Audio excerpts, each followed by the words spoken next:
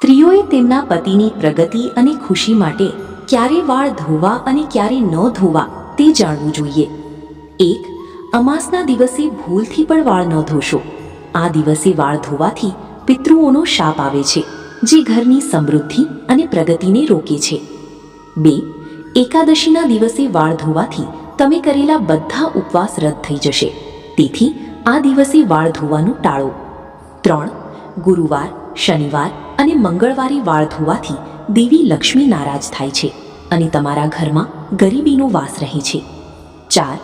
સૂર્યાસ્ત પછી વાળ ધોવાથી ઘરમાં ઘરેલું મુશ્કેલીઓ અને બીમારી વધે છે અને ધનની ખોટ થાય છે. 5. તમારા પતિ કામ પર કે કોઈ શુભ કાર્ય માટે બહાર ગયા પછી તરત જ ક્યારેય તમારા વાળ ન ધોશો. 6. તમારા પતિ સાથે સંભોગ કર્યા પછી પૂજા કરતા પહેલા તમારા વાળ ધોઈ લો. 7.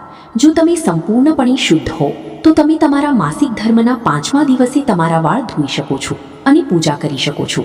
અન્યથા 1 અઠવાડિયા પછી જ તમારા વાળ ધોઈ શકો છો અને પૂજા કરી શકો છો. મિત્રો, વિડીયો પસંદ આવ્યો છે તો વિડીયોને એક લાઈક કરી ચેનલને સબસ્ક્રાઇબ જરૂરથી કરી લેજો અને કોમેન્ટમાં હર હર મહાદેવ જરૂરથી લખી દેજો. ધન્યવાદ.